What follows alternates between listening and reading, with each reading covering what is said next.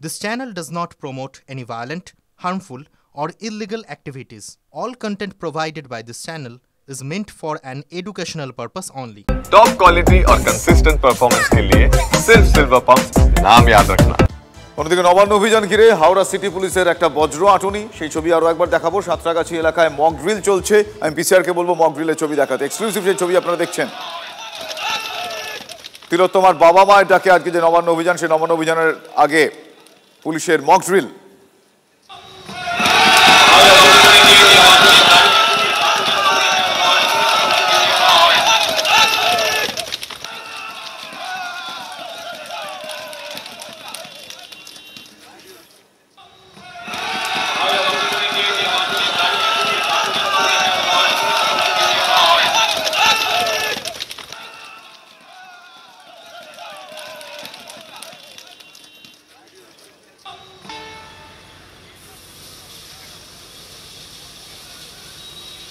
এবার দেখছেন mock drill, জল কামানের মক ড্রিল।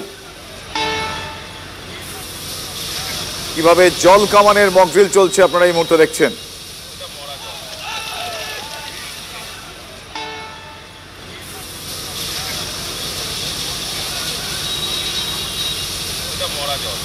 এই মুহূর্তে যে ছবি আপনারা দেখছেন, সাঁতরাগাছিতে মক ড্রিল চলছে পুলিশের।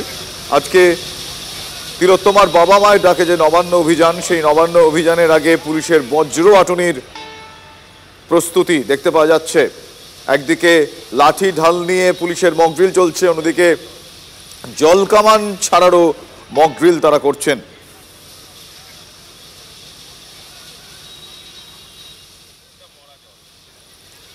আমার সহকর্মী সুশোভন এই মুহূর্তে রয়েছেন সাঁতরাগাছি থেকে।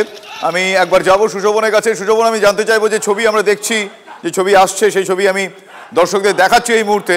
তোমার কাছ থেকে আমি আরো একটু বর্ণনা চাইবো। এখনো পর্যন্ত সাঁতরাগাছি যেহেতু খুব গুরুত্বপূর্ণ একটা জায়গা আজ, তার কারণ সাঁতরাগাছিতে জমায়েত করতে পারবেন, কিছুটা অনুমতি আছে সেখানে নবান্ন অভিযানের আগে। ফলে সাঁতরাগাছি খুব ইম্পর্টেন্ট একটা জাংশন আজকের দিনের নিরিখে। সাঁতরাগাছিতে মক ড্রিলের ছবি আমি দেখালাম, আর কি কি দেখা যাচ্ছে? দেখো, প্রায় বলা যায় আর কয়েক ঘন্টা বা বলা যায় 1 ঘন্টার কিছু সময় বাকি রয়েছে। তার আগে থেকেই যে জমায়েত, সেই জমায়েতের যে একেবারে সাঁতরাগাছি স্টেশনে তা কিন্তু শুরু হয়েছে। তুমি দেখতে পাচ্ছ যে একেবারে তাদের যে একেবারে দাবি, সেই দাবির যে একেবারে লিখিত আকারে তারা কিন্তু জমায়েত হয়েছে। আচ্ছা, আপনাকে জিজ্ঞাসা করব, আপনারা এখান থেকে কোন দিকে যাবেন? তার কারণ সামনে সাঁতরাগাছি, সেটা পুরোপুরি রাস্তা বন্ধ।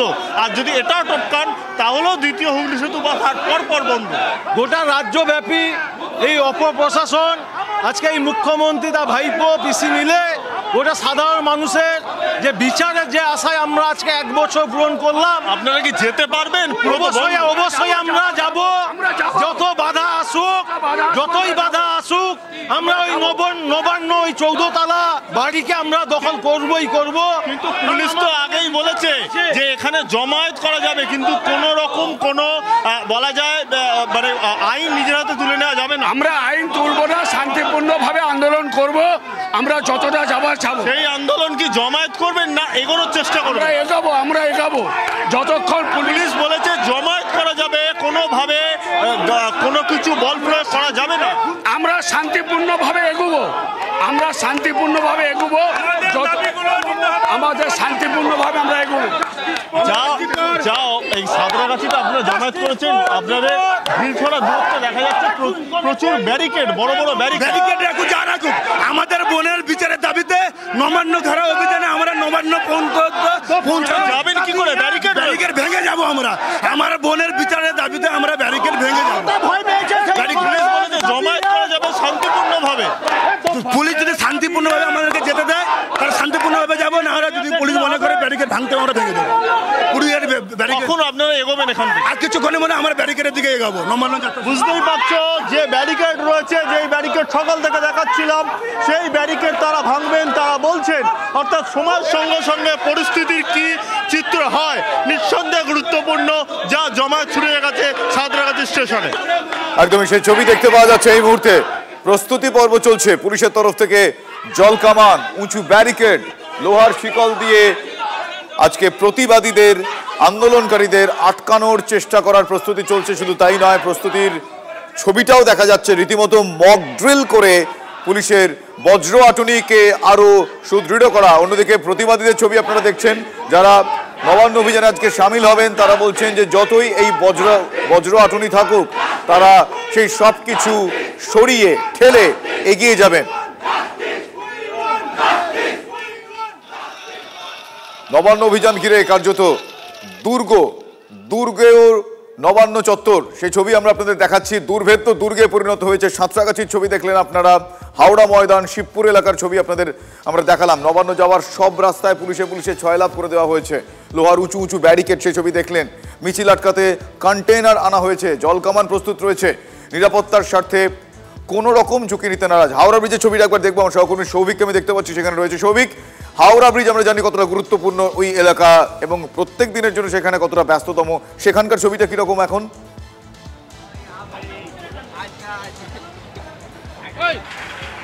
একদমই তাই। আমি দেখাবো একবার যে হাওড়া ব্রিজের অবস্থাটা। তুমি দেখতে পাচ্ছ এই যে ব্যারিকেডগুলো এখন নিয়ে আসা হয়েছিল সেইগুলো কিন্তু আস্তে আস্তে বন্ধ করে দেওয়া হয়েছে।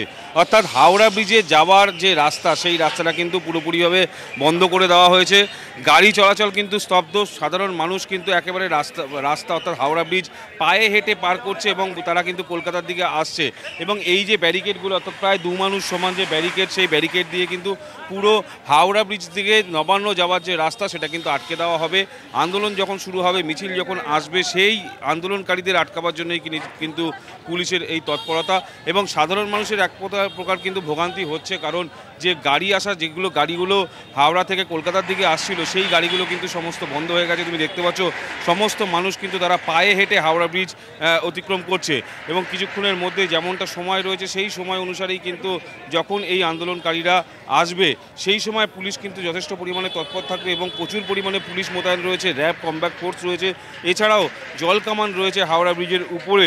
অর্থাৎ আন্দোলনকারীদের কোনো মতে কিন্তু নবান্নের দিকে যেতে দেবে না, তারই প্রস্তুতি। কিছুক্ষণ আগে পর্যন্ত যান চলাচল করছিল, কিন্তু এই মুহূর্তে যান চলাচল কিন্তু পুরোপুরি বন্ধ হয়ে গেছে। সাধারণ মানুষের জন্য যারা তাদের কর্মস্থল বা গন্তব্যে যাওয়ার জন্য পরিকল্পনা করেছেন তারাও আজকে আর কোনো রকম গাড়ি নিয়ে যেতে পারবেন না, পায়ে হেঁটেই তাদের পারাপার করতে হবে। তার কারণ এই লোহার ব্যারিকেড দিয়ে, এই গার্ড রেল দিয়ে রাস্তা আটকে দেওয়া হয়েছে। হাওড়া স্টেশন চত্বরের ছবিটা আমার সহকর্মী সৌভিক আমাদের সামনে তুলে ধরছিলেন।